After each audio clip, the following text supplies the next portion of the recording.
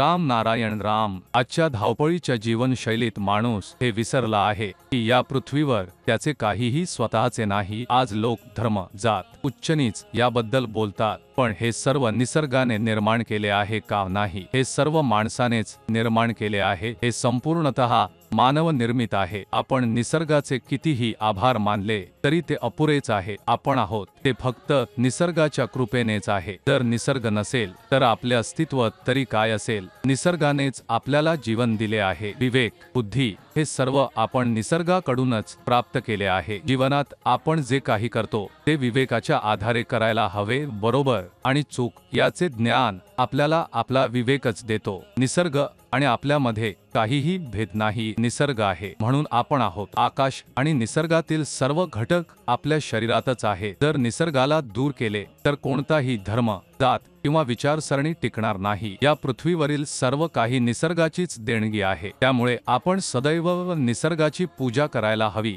त्याचे स्मरण ठेवायला हवे, आकाशाचे आभार मानायला हवे, कारण त्यानेच आपल्याला हे जीवन आणि सर्व भौतिक सुखसुविधा दिल्या आहेत. आजच्या आधुनिक भारतात सुद्धा धर्म आणि जात मोठे प्रश्न बनून राहिले आहे. हे लोकांच्या मनामध्ये इतके खोलवर रुजले आहे, त्यामुळे एक मोठा समाजगट त्याच्या विळख्यात अडकून गेला आहे. जर प्रत्येकाला त्यांच्या कर्मांनुसार आणि निसर्गाच्या आधारावर मोजले गेले तर समाजातील निम्म्याहून अधिक समस्या आपोआपच सुटतील.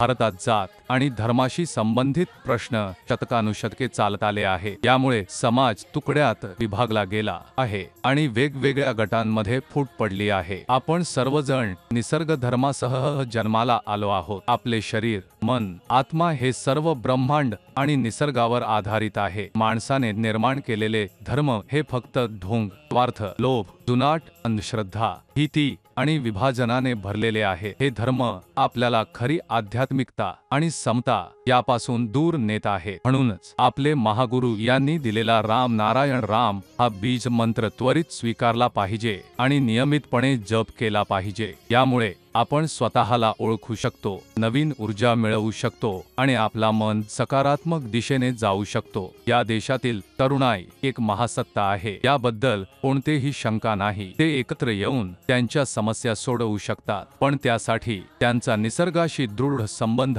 असायला हवा आणि त्यांच्या विवेक शक्तीवर पूर्ण विश्वास हवा. हे दोन्ही राम नारायण राम या महामंत्राद्वारेच शक्य आहे. हा बीज मंत्र पूर्ण आहे. तो आपल्या जीवनाची दिशा आणि उद्दिष्टे सकारात्मकतेकडे वळवतो. त्यामुळे प्रत्येकाने या नामाचा स्वीकार करून आपले जीवन धन्य करावे.